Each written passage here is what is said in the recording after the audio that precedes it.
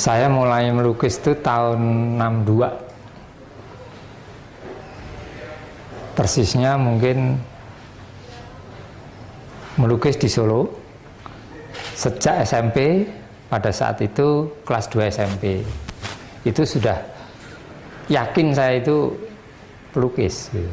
Jadi pada tahun itu sudah menggunakan kanvas, tidak disuruh orang gitu. Nah, kesadaran itu saya pakai sebagai tolak ukur saya seorang pelukis. Saya tiap pergi dan pulang sekolah itu selalu lewat di rumah tokoh seni lukis Indonesia, Sujono Abdullah ya. Itu kakak Basuki Abdullah. Nah, beliau itu lukisannya kan gunung, pemandangan alam. Saya kena pengaruh itu, sehingga lukisan-lukisan saya pertama kali objeknya pemandangan, realis ya. Bahkan saya mendapat beberapa kali bimbingan dari beliau itu, termasuk diberi cat apa gitu. Hampir tiap hari itu kalau ada waktu yang rada longgar sedikit, saya nyoret-nyoret gitu. Mungkin memang punya bakat alam ya, senang melukis dari kecil gitu. Tapi kalau diruntut dari keluarga, itu ada yang saya itu jagoan bikin seni pahat. Terus bapak saya juga mengukir gading. Jadi kayaknya ada aliran darah dari orang tua.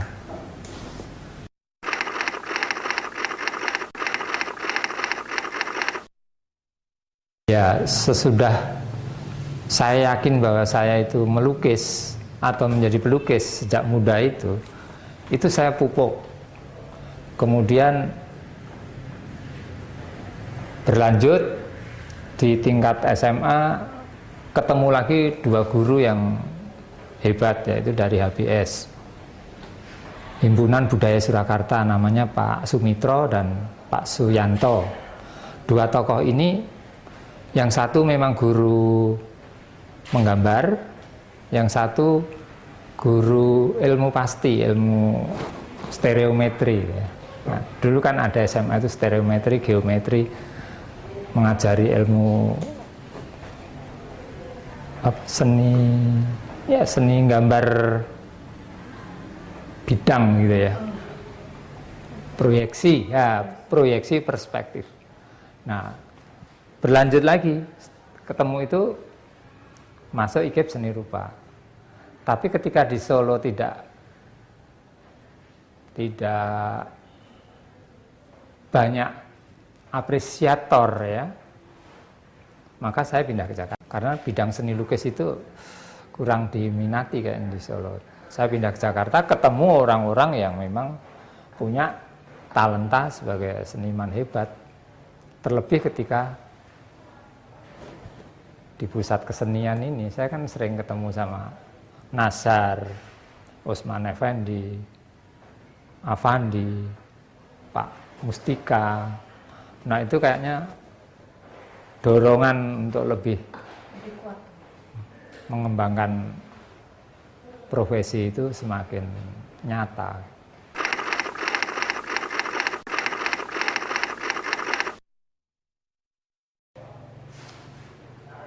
Pameran tunggal saya yang pertama itu tahun 72. Itu masih di Solo, di Keraton. Pameran tunggal kedua tahun 74, masih di Solo juga. Pameran tunggal ketiga itu di Balai Budaya, sudah tahun 80-an, 86, ketika saya sudah hijrah dari Solo.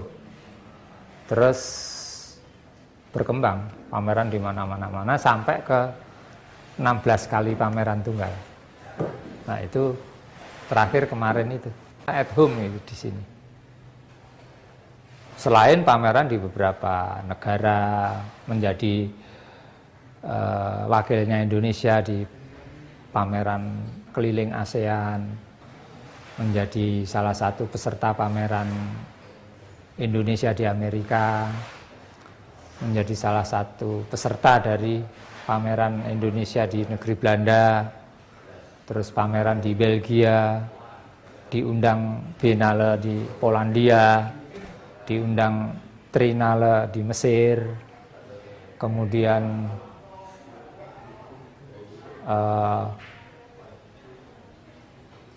orientasi seni rupa ke Sao Paulo, Brasil ya. Nah, itu langkah-langkah yang saya jadikan patokan bahwa saya memang hidup dan dihidupi dari seni lukis.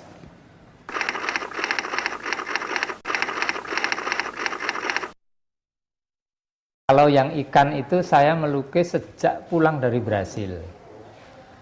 Ketika itu tahun 89 ya. Saya ke Sao Paulo 2 minggu itu. Dari sana saya akan membawa oleh-oleh batu, tapi yang di dalamnya banyak ikannya itu. Batu yang dibelah-belah gitu. Itu ada fosil-fosil ikan. Nah, tapi kenyataan ketika sampai di bandara itu, di ruang imigrasi itu ditahan, nggak boleh. Karena dianggap sebagai barang yang dilindungi. Saya tunjukkan kwitansi, tetap saja mereka nggak bisa menerima. Tetap itu harus ditinggal. Nah, dari situ saya melukis ikan dalam batu. Ikan yang saya lukis bukan ikan hidup di air ya. Ikan yang sudah saya bentuk sebegitu rupa menjadi abstraksi saya sendiri. Ikan dalam batu hijau, ikan dalam batu biru. Karena memang yang saya bawa itu sosok ikan itu sudah membatu dalam batu-batu yang kayak batu gini, batu permata. Memang nggak boleh. Kayaknya memang menarik sekali lah itu saya. Nah, itu ikan ya. Dan itu masih sering saya lukis karena obsesi itu masih berulang terus. Wanita itu karena saya menghargai seorang wanita, baik dari ibu maupun sosok wanita yang lain yang melahirkan saya, yang mendampingi saya. Artinya saya memang akan kehabisan energi ketika tidak ada wanita, gitu loh. Termasuk pacar-pacar saya, temen dolan, dan itu kan memberi inspirasi yang beda, ya kan? Nah, itu membuat saya sering melukis wanita dalam berbagai posisi. Kadang-kadang temanya saja tapi bentuknya abstrak. Itu menggulir. Nah, bunga itu saya kira cuma pengisi waktu kosong saja. Ketika kehilangan obsesi-obsesi artistik, bunga itu selalu artistik, selalu indah. Karena bunga kan manifestasi warna. Itu gampang sekali buat saya. Tinggal menata komposisi udah jadi.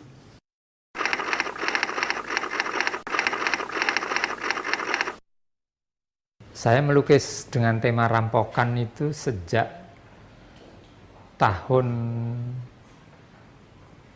96. Persisnya itu terinspirasi ketika Indonesia atau khususnya di ibu kota itu terjadi banyak huru-hara politik ya. Pada saat itu klimaks dari huru-hara yang saya lihat itu markas PDI dibakar itu loh. Ketika mimbar bebas terus markas PDI dibakar oleh sekelompok orang. Itu menginspirasi saya untuk melukis rampokan. Karena berawal dari situ ternyata huru-hara itu semakin meluas. Demo mahasiswa, kemudian dilawan oleh tentara, ya, sampai klimaks yang lebih dahsyat lagi, penggulingan Soeharto. Nah, itu benar-benar merupakan sebuah fenomena yang menurut saya mengerikan. Ini persis seperti ketika kaum Pandawa memasuki prosesi pertempuran melawan Kurawa. Itu terjadi sebuah peristiwa yang luar biasa, saling bunuh, ya, saling memfitnah, kemudian infiltrasi dan seterusnya, sampai jatuh banyak korban. Nah, perampokan sendiri bermuara pada sebetulnya sosok wayang kulit, yang di situ digambarkan puluhan orang berbaris, membawa tombak, membawa keris, naik kuda dan seterusnya, yang sedang maju menuju medan perang. Nah, itu mengilhami saya untuk melukiskan keadaan chaos di Indonesia ini dengan mengambil atau dipengaruhi oleh fenomena yang terjadi pada sosok wayang itu. Nah, ini juga banyak pengamat mengatakan itu justru lukisan Anda yang paling hebat, karena secara filosofis, historis, artistik terwakili semua. Jumlahnya nggak banyak. Sampai hari ini paling pol itu sekitar 30 buah. Tetapi itu mempunyai satu benang merah peristiwa-peristiwa sosial politik yang luar biasa. Misalnya peristiwa Lapindo, ya, itu cuma satu aja, ya kan? Kemudian korupsi, ya kan, yang tidak bisa diatasi secara hukum, satu. Kemudian Jakarta dibakar oleh orang-orang itu, oleh serombongan pasukan yang sulit diketahui siapa dalangnya, itu satu. Maka muncul siluman api, ya, itu semuanya dari tema rampokan itu. Nah, ini saya berharap kalau akan dikoleksi orang, yang mengoleksi satu, sehingga nanti dalam sebuah ruangan milik orang yang menyimpan itu bisa dilihat perkembangannya.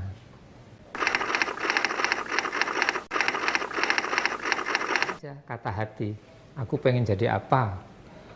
Misalnya pengen jadi pelukis potretnya, ya udah latihan melukis potret. Pengen jadi pelukis pemandangan alam, ya harus berburu alam yang indah-indah. Dolan kemana, ya, ke tempat yang menyenangkan, yang memancing inspirasi sehingga dapat diwujudkan. Nah, itu aja. Saya kira latihan.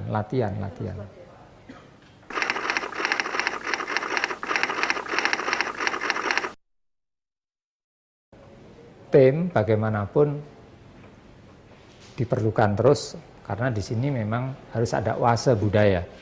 Tapi bentuk fisiknya itu harus lebih profan lagi, lebih genit lagi gitu loh, lebih masa kini gitu.